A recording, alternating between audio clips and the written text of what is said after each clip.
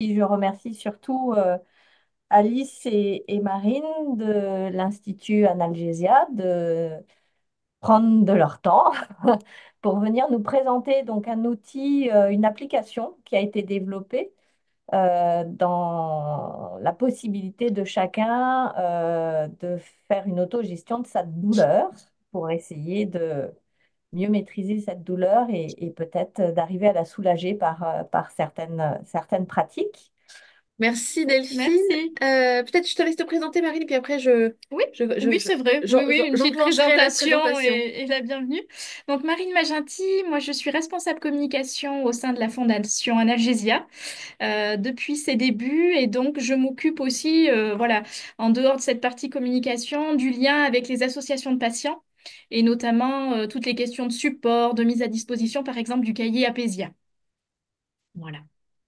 Et donc Alice Corteval, moi je suis directrice opérationnelle de la Fondation Analgesia et donc spécifiquement en charge des projets et notamment des projets numériques dont Apésia fait partie.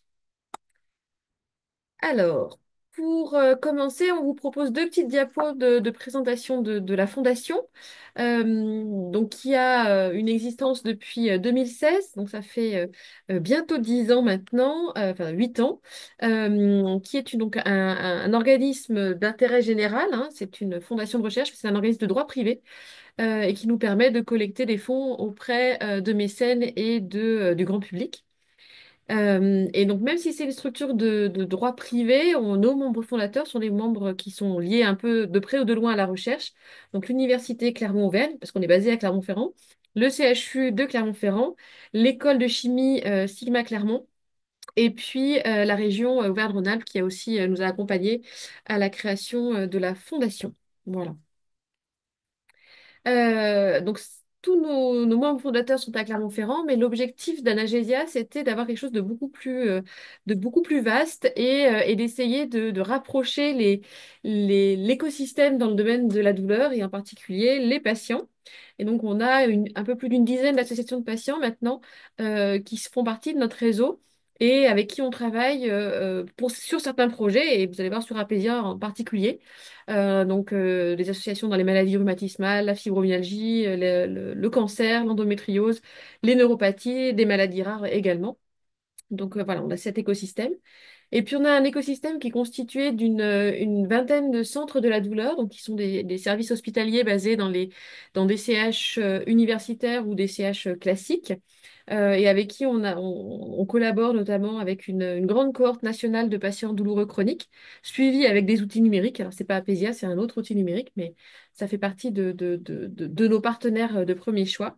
Et puis enfin des équipes de recherche historiquement des pharmacologues, hein, parce que nous sommes basés enfin, hébergés dans un laboratoire de recherche qui s'appelle Neurodol, qui est une équipe INSERM de pharmacologues de la douleur, mais également des cliniciens, des biologistes, des chimistes, des data scientists.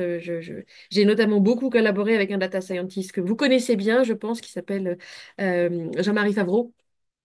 Et c'est par lui d'ailleurs qu'on a Ok. connu le VML. Alors, maintenant, si vous voulez bien, on va parler du projet Apésia. Alors, j'ai essayé de faire une présentation pas trop longue, justement pour laisser suffisamment de temps aux questions-réponses. Donc, c'est une application qui se présente comme ceci. Ça, c'est l'écran d'accueil de l'application, qui propose un univers un peu à la fois gamifié, mais surtout apaisant. Donc, ça commence par une descente au fond de l'eau et un premier exercice de relaxation par de la cohérence cardiaque. Et puis, une fois qu'on a quitté cet environnement apaisant, c'est quelque chose de tout à fait...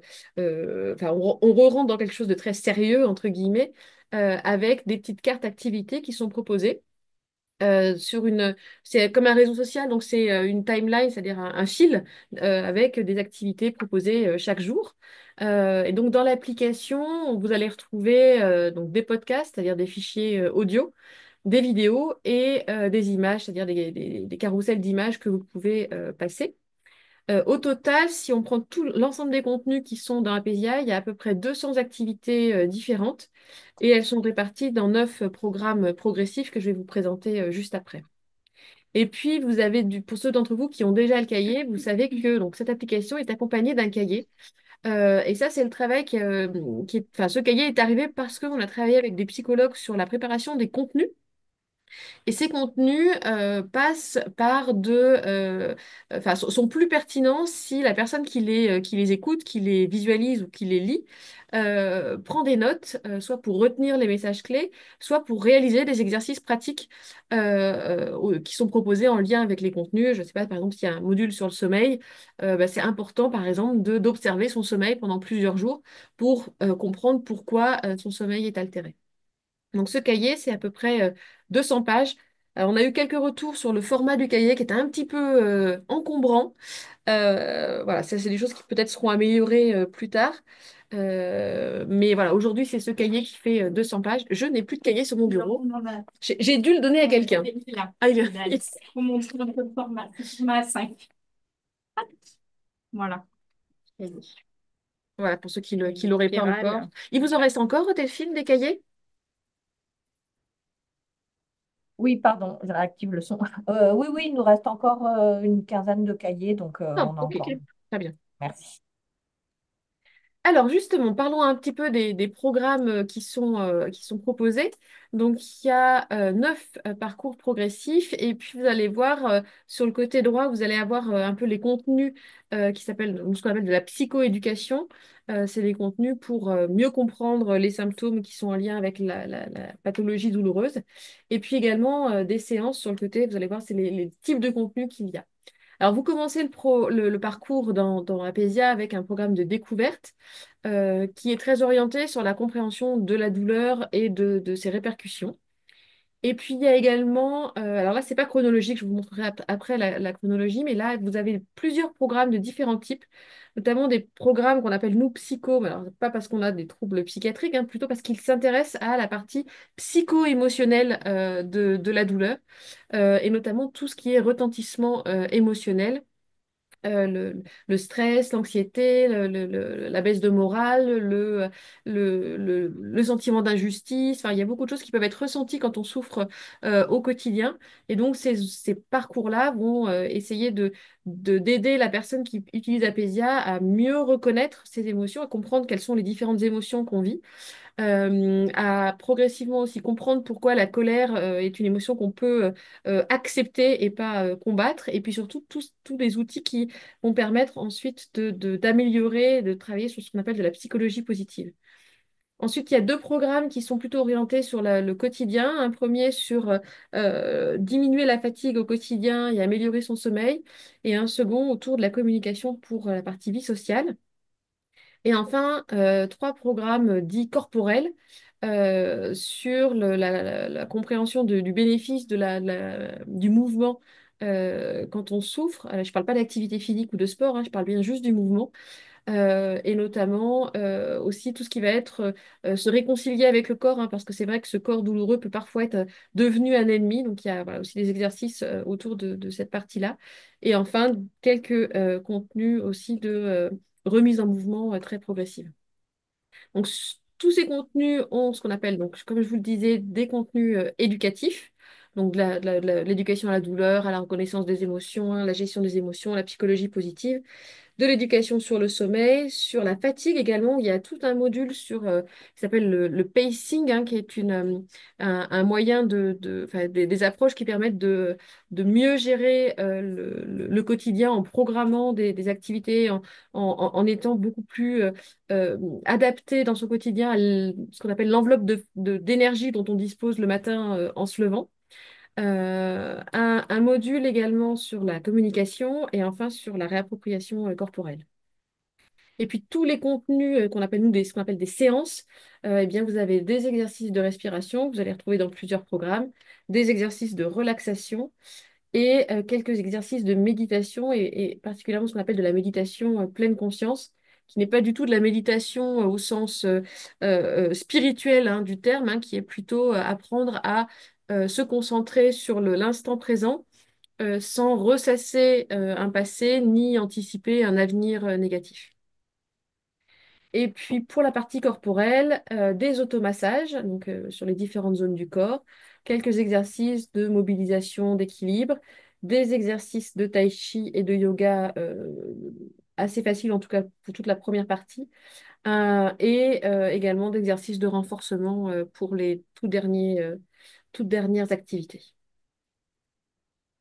Alors, l'idée du parcours pour un patient, c'est de l'utiliser d'utiliser régulièrement l'application et son cahier, mais de manière tout à fait autonome, hein, puisque voilà, vous pouvez l'utiliser tous les jours si vous le souhaitez, mais la personne peut aussi l'utiliser une fois par semaine. Il n'y a pas d'injonction, de notification qui arrive tout le temps. Voilà. Donc, l'idée, c'est vraiment de l'utiliser en fonction de ses besoins avec un questionnaire initial qui permet de comprendre le patient. Et puis ensuite, une fois par semaine, il vous sera proposé de remplir des petits baromètres de symptômes et qui permettent au patient derrière de suivre l'évolution de ses symptômes aussi et de voir comment les choses évoluent dans le temps. Et puis voilà la chronologie des programmes que je vous ai présentés juste avant. En parallèle, après le programme découverte, on vous propose de suivre deux programmes chaque fois en parallèle. Un programme plutôt orienté psycho, donc émotion, et un autre qui va être soit un programme corporel, soit un programme du quotidien, et notamment le premier, la programme Vie 1, qui est sur la fatigue et le sommeil. Puis voilà, quand vous avez fini un programme, un nouveau programme vous est proposé. Mais si vous ne souhaitez pas suivre cet ordre-là, hein, c'est un ordre qui est proposé de manière standard dans l'application, mais s'il y a un programme qui ne vous convient pas, vous pouvez aussi aller le changer dans l'application. Donc, vous avez accès vous pouvez choisir le programme qui vous convient. Et puis, quand vous avez fini, vous pouvez même refaire des programmes si vous le souhaitez. Vous avez également dans l'application un bouton qui s'appelle bouton d'aide, qui est au milieu du menu en bas, je vais vous montrer juste après, et qui permet d'accéder en dehors des programmes à un petit contenu adapté en fonction du problème que vous pouvez rencontrer. Donc voilà, c'est le bouton qui se trouve au milieu en bas dans le menu. Et voilà, vous ressentez une problématique peut-être un peu aiguë, c'est-à-dire un pic de douleur, un sentiment de fatigue, une difficulté à vous endormir, par exemple. Vous pouvez cliquer là et en fonction de votre problème, l'application va vous proposer un contenu qui peut vous aider à gérer la difficulté que vous rencontrez à cet instant. Et enfin, le côté ludique de l'outil, hein, c'est ce côté gamifié, donc c'est-à-dire qu'il utilise les ressorts du jeu pour aider l'utilisateur à continuer à utiliser l'application. Eh bien, lorsque vous faites les activités qui sont proposées dans votre application et dans le cahier, eh bien, vous gagnez des petits coquillages qui viennent remplir votre coffre au trésor. Et quand le coffre est plein, eh bien, vous débloquez des récompenses, enfin une récompense, et vous pouvez choisir soit un nouvel élément pour enrichir la bulle aquatique qu'on voit au tout début, avec des poissons, des nouveaux poissons, des hippocampes, ou des choses de plus en plus grosses d'ailleurs au fur et à mesure où vous montez de niveau, soit des niveaux dans des mini-jeux. Donc, il y a trois mini-jeux. Il y a un premier mini-jeu qui s'appelle le runner. Là, c'est un petit poisson qui doit ramasser des pièces d'or au fond de l'eau. Puis après, vous avez des choses beaucoup plus calmes, hein, et notamment ce qu'on appelle un jardin démo, c'est-à-dire un outil pour faire des anagrammes et également un Tetris. Voilà. Pour ceux qui ont été joueurs dans une autre vie, voilà, ou pas d'ailleurs. Voilà. Donc, comme ça, voilà. L'utilisation de l'application vous permet de débloquer des niveaux pour progresser dans ces petits jeux. Et puis dedans, on a aussi des outils, alors là, qui sont plus destinés à nous, à mieux comprendre en fait l'utilisation que vous faites de l'application et nous aider à continuer à l'améliorer. Donc régulièrement, vous aurez des petites questions qui vous sont proposées. Là, vous en avez un exemple. Et en fonction de vos réponses, ben, nous, on a des synthèses des réponses de tous les utilisateurs. Et ça nous permet de voir ce qui vous plaît ou ce qui vous plaît moins dans l'application Apésia. Alors, j'en profite d'ailleurs pour vous dire que c'est un outil qui est entièrement anonyme. C'est-à-dire qu'on ne collecte aucune donnée identifiante dans cette application. Donc, jamais vous n'avez à rentrer ni votre nom, ni votre prénom, ni votre email. Et d'ailleurs, c'est aussi pour ça qu'on a envoyé les cahiers à l'association et que ce n'est pas nous qui vous envoyons directement vos cahiers. Le but, c'est vraiment que nous, côté Anagésia, on ne sache pas qui sont les utilisateurs. Et ça permet aussi, vous, d'être plus en confiance aussi sur les données que vous saisissez. elles ne sont stockées que dans votre téléphone. Et nous, on récupère voilà, juste ces petits critères de mesure, ce qu'on appelle de la mesure d'impact de l'outil. Et on n'a que des données, ce qu'on appelle agrégées, hein, et pas des données individuelles. Voilà, donc, on connaît en moyenne le nombre enfin, quelle est la note donnée par les patients à chacune des questions qui sont posées. Alors ça, c'est une petite démo. On espère que l'effet démo, ça ne va pas mal. C'est bon, ça marche. Donc ça, voilà, au tout début, donc voilà, quand on ouvre l'application, on descend au fond de l'océan. Et là, c'est la fameuse bulle aquatique dont je vous parle. Et là, c'est un patient qui commence juste à utiliser Apédia, donc il n'a pas encore de poisson, d'algues. Et donc, il commence par un exercice de cohérence cardiaque. Et puis, quand il a fini, il arrive sur cette page d'accueil avec des contenus qui sont proposés. Là, en l'occurrence, alors je suis désolée, vous allez devoir tourner un tout petit peu la tête parce que sur le PowerPoint, on n'arrive pas à faire tourner la vidéo. Mais là, voilà, c'est un premier contenu de mobilisation sur un exercice de montée sur les points, vous voyez.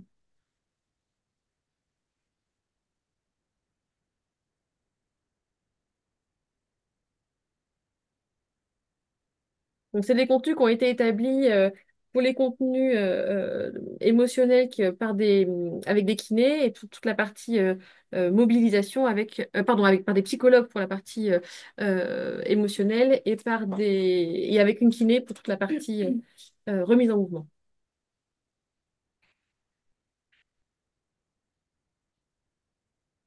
Et voilà, ça c'est la partie ludique de l'outil.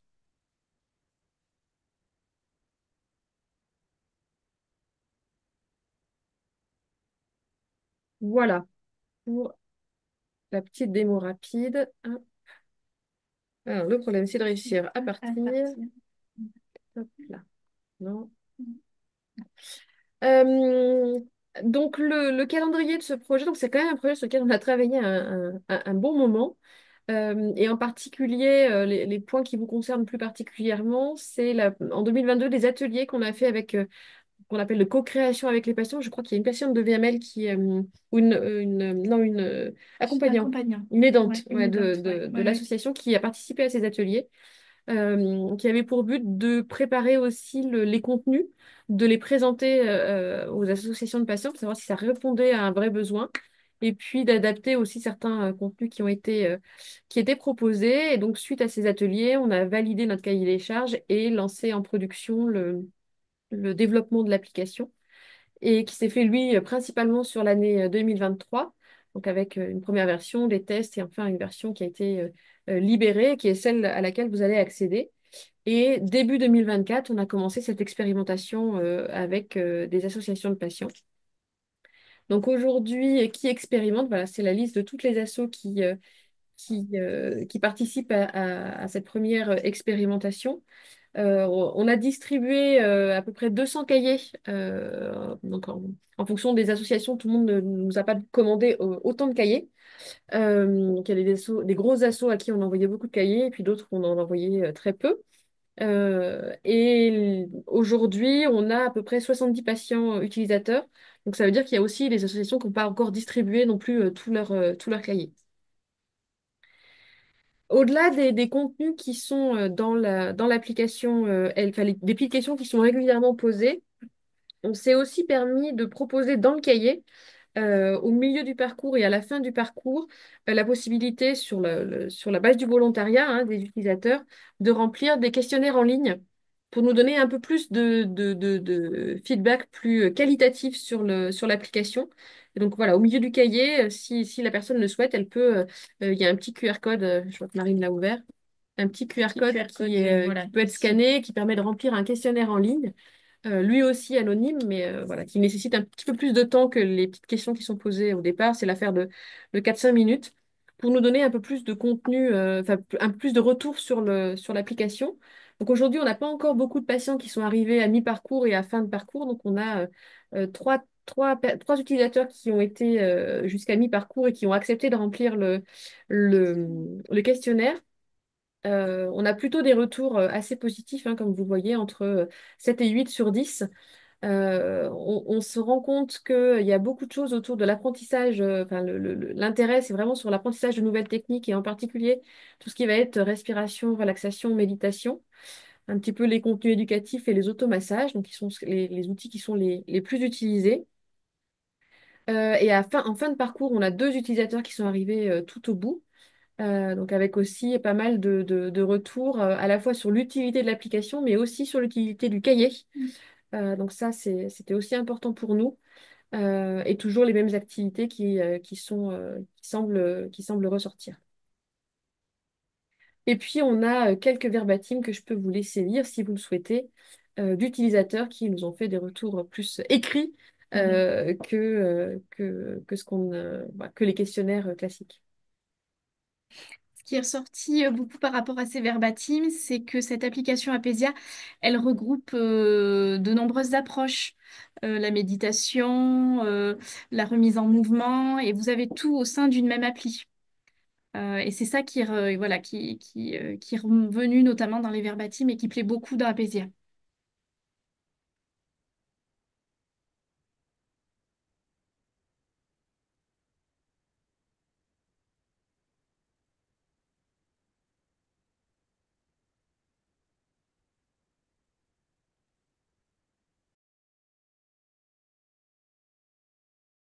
Voilà, bah écoutez, merci infiniment. C'est vrai que ça permet d'avoir une meilleure idée quand même de la façon de pouvoir naviguer dans cet outil parce que effectivement, on a plusieurs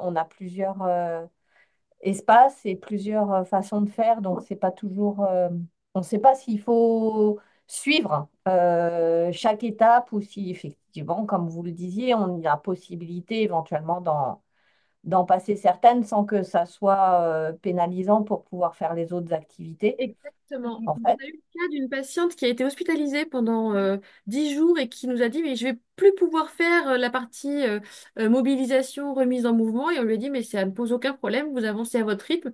Soit vous interrompez ce parcours, soit vous le gardez, mais vous ne faites pas les activités qui sont en lien avec la remise en mouvement. Donc c'est tout à fait possible de s'adapter. Et puis même si, voilà, je ne suis pas une personne qui serait dans la capacité de faire certaines sessions, enfin, je veux dire, ça ne pénalise pas son avancée. Elle peut se concentrer sur les parcours psycho ou vie quotidienne. Voilà.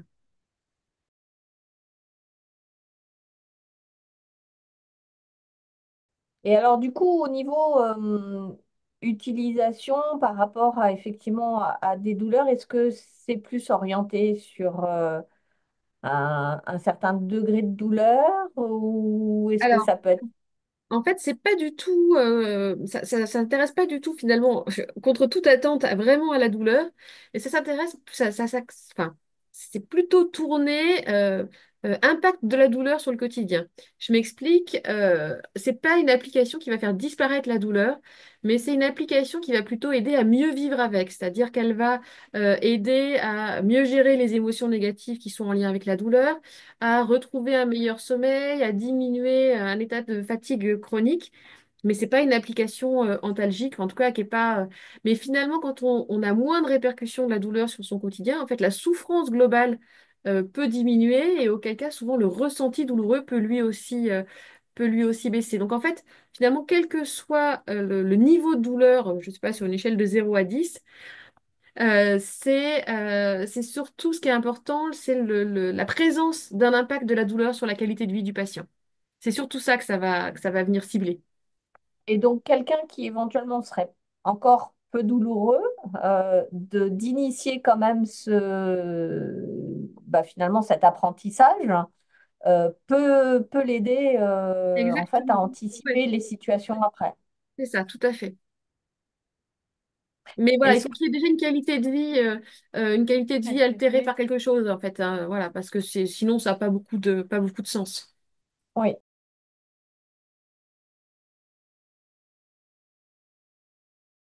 oui, Euh, dans le chat. est-ce que l'application est payante? L'application est gratuite. Voilà, nous sommes une fondation de recherche, donc on fait en sorte de mettre cet outil à disposition enfin, en tout cas, elle est gratuite dans cette Dans phase d'expérimentation. l'expérimentation. Mm. On n'a pas encore, on attend les résultats de l'expérimentation pour savoir quel va être le devenir d'Apésia, savoir si vraiment il apporte une solution aux patients. Et on verra voilà, quelle sera la suite de ce projet. Mais en tout cas, dans le cadre de l'expérimentation qui est en cours, qui va encore durer, je pense, au moins 6 mois, l'application est totalement gratuite. Voilà. Nous, en tant que fondation, on n'a pas comment dire, de perspective comment dire, de commercial de cet outil. Néanmoins, la partie hébergement, Maintenance. maintenance, Mm. envoi des cahiers, impression des cahiers, je ne vous raconte pas, le prix du papier a doublé ces dernières années. Donc il y aura peut-être un petit reste à charge pour cette partie envoi des cahiers, et juste pour assurer le niveau, entre guillemets, d'équilibre financier pour ce projet. Mais voilà, ce sera pas ce seront pas des sommes très élevées.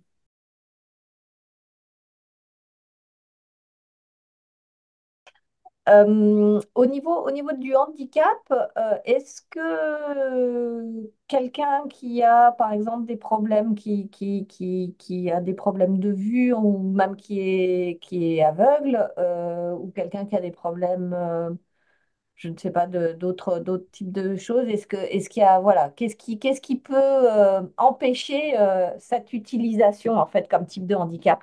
Ouais, alors sur la vue, c'est un petit peu compliqué parce qu'il y a quelques contenus qui sont ce qu'on appelle des carousels d'images et qui risquent de peiner On n'a pas du tout d'audio description de nos carousels d'images.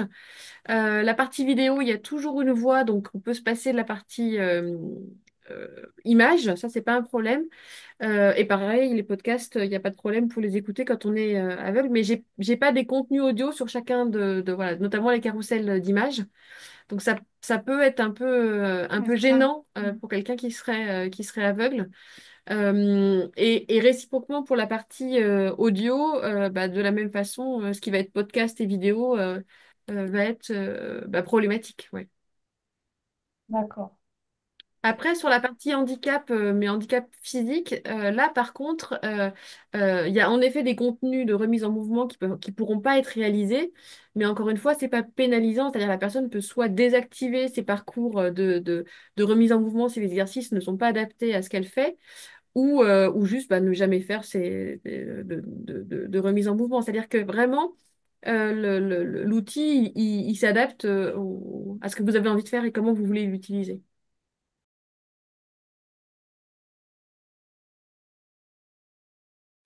Donc, je vois qu'il y a une question sur avec l'aide d'un aidant. Oui, tout à fait, complètement. Au contraire. On a eu d'ailleurs des patients lors des ateliers qui nous avaient dit, mais finalement, cette application, elle serait Et même c'est bien pour nos aussi pour les aidants, aidants. Mm. pour qu'ils comprennent ce que c'est que notre douleur au quotidien, pour qu'ils comprennent, parce que tout ce qui est psychoéducation, finalement, sur l'éducation thérapeutique à la compréhension de la douleur chronique, c'est des choses qui pourraient être utiles pour des aidants, pour comprendre ce que vit réellement la personne qu'ils aident. Donc oui, tout à Bonjour fait, à ça peut être tous. fait à deux.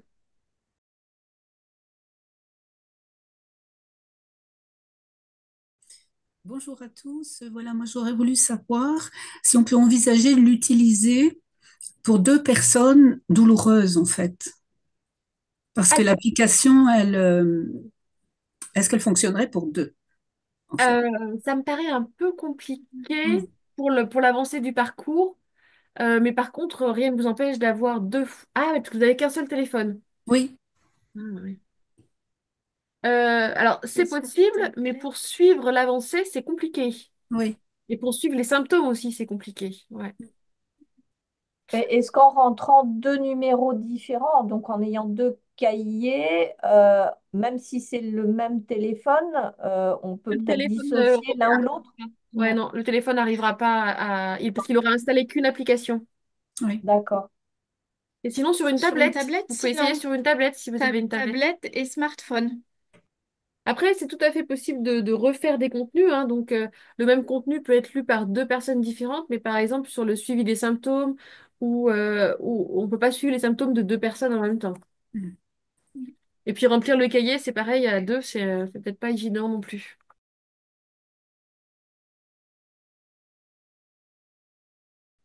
Certains ont reçu le cahier. Est-ce que vous avez eu le temps de le, de, de le consulter un petit peu pour voir et s'il y a des questions par rapport à ça? Ben, moi, je l'ai feuilleté, effectivement. C'est vrai que pour ce qui nous concerne, il faut que les dents soient là, Mm. présents. Et en plus, je pense qu'effectivement, il y a des parties qui seront pas utilisables, notamment au niveau du côté moteur. Mais il y a beaucoup de choses intéressantes au niveau Ouais, il a l'air pas de mal. l'approche de la douleur, des questions concernant la douleur et peut-être de ce qu'on peut mettre aussi en place. Amaury met déjà des choses en place au niveau de la douleur et c'est tout à fait complémentaire avec ce que j'ai lu, quoi. Donc voilà, faut pas hésiter si, enfin, quand vous l'utilisez sur un smartphone et que vous voyez que voilà, les activités de remise en mouvement vous conviennent pas, vous pouvez désactiver ces programmes-là, comme ça évite que ça reste proposé régulièrement s'ils Ah sont oui, pas ah oui, possibles très à bien. réaliser. Après, il y a des choses dans le tout premier programme, les deux premiers programmes, je crois, de remise en mouvement, il y a des choses autour des automassages qui peuvent être pertinentes quand même. Oui, Mm. Sur j'ai vu ça, oui. le fait qui permettent à la fois de garder le contact avec le corps et aussi d'avoir une activité de soulagement euh, de certaines tensions. Donc voilà. Et du coup, là, les dents peuvent aussi intervenir. Si Oui, bien l'automassage est sûr. difficile pour Exactement. la personne, elle peut être faite par les dents. Ouais.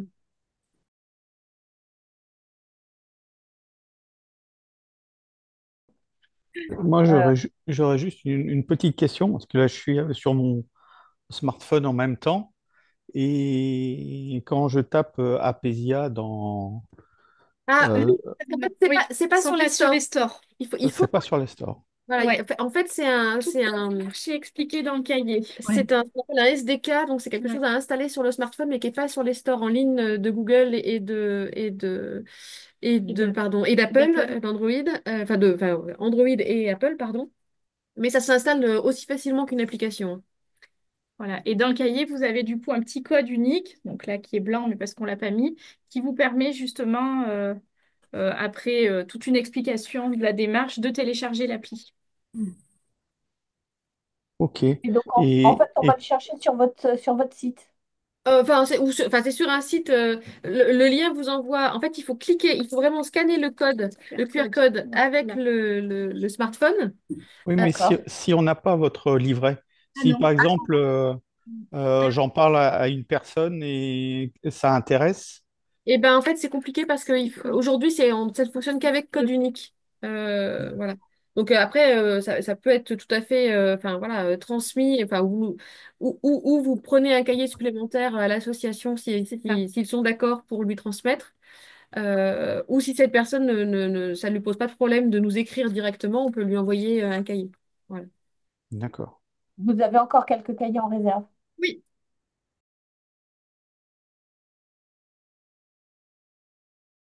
Et du coup, dans l'idée, en fonction des retours, il y a, en prévision, il y a une réactualisation de certains aspects de l'application ou pas? Exactement, en fait, on attend d'avoir plus de retours d'utilisateurs pour savoir est-ce qu'il y a des choses qu'il faut qu'on enlève, est-ce qu'il y a des choses qu'on doit continuer d'améliorer, est-ce que le côté ludique, finalement, c'est un atout ou au contraire, c'est plutôt un frein parce que tout ça, c'est des choses encore où on n'a pas assez de assez retours de terrain retour. pour savoir Mm. si c'est du gadget ou si c'est vraiment, ou Ça si c'est aide. vraiment un petit plus.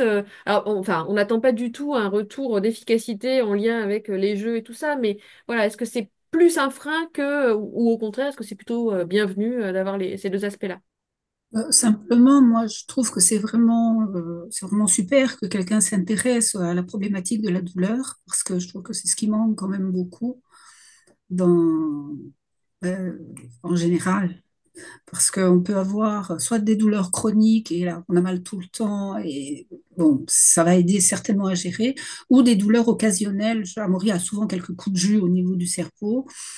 Ça, par exemple, bon, bah, c'est pas quelque chose qu'on peut gérer avec ça Mm. parce que c'est trop occasionnel, c'est vraiment immédiat, douloureux et ça passe très vite. Mais par contre, pour toutes les douleurs chroniques, les douleurs de fond, là, vraiment, je pense que c'est très précieux.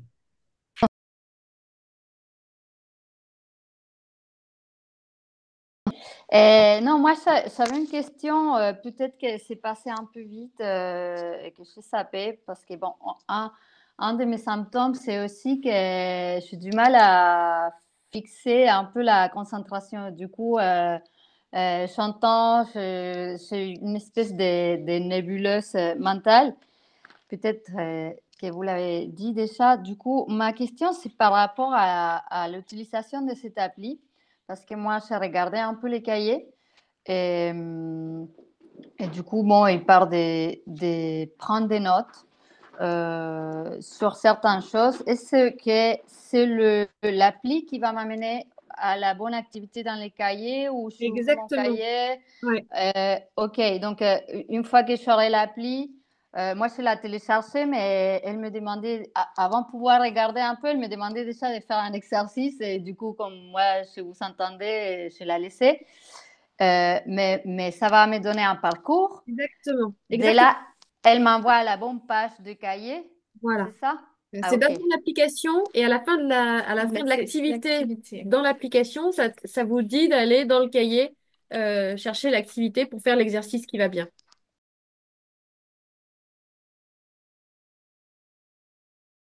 Je pense que c'était relativement clair. Merci beaucoup. Je ne sais Ben, pas merci à toi. s'il y a pas d'autres questions, on peut peut-être vous libérer. Ben, c'est très bien. Et Et puis donc, n'hésitez pas voilà, à revenir vers nous. Euh, Oui, Déjà, voilà, peut-être pour voilà, vous allez peut-être avoir quelques retours. Nous, on est à votre disposition pour répondre à vos questions, à répondre aussi aux questions des patients. Enfin, voilà. ben, merci beaucoup. En tout cas, je pense que le replay aussi va aider peut-être à ce que les gens comprennent un peu mieux effectivement, en quoi consiste cette application et finalement cet échange et ce côté très comment dire, interactif finalement avec l'outil, puisque, comme vous dites, enfin, voilà, on peut changer quand même des éléments s'il y a des choses qui ne nous conviennent pas, en fait. Je crois que c'est exactement. des fois des situations qui peuvent faire un peu peur en se disant, oh là là, je vais rentrer dans un truc, mais en fait, ça va pas me correspondre, et donc qu'est-ce que je vais. Enfin voilà, je vais pas poursuivre sur quelque chose qui me correspond pas. Là, vous avez, je pense, clairement indiqué que une partie ne correspondant pas, on peut la désactiver pour ne faire que le reste, en fait. Voilà, changer de parcours. Ou même arrêter pendant plusieurs semaines, ou enfin voilà, il n'y a pas de. Enfin, vous ne serez pas pénalisé par voilà, par le fait de l'utiliser peu, beaucoup ou pas. Enfin, c'est, il n'y a pas de. Vraiment, c'est un usage à la carte. Mm. Voilà, À la C'est très carte. souple, en fait. Très souple. exactement. Voilà. Très bien. Bah, écoutez, merci Écoutez, beaucoup. merci à tous. Merci Merci, beaucoup. merci. À bientôt. Au revoir. Au revoir. Merci, au Au Au revoir. revoir. revoir.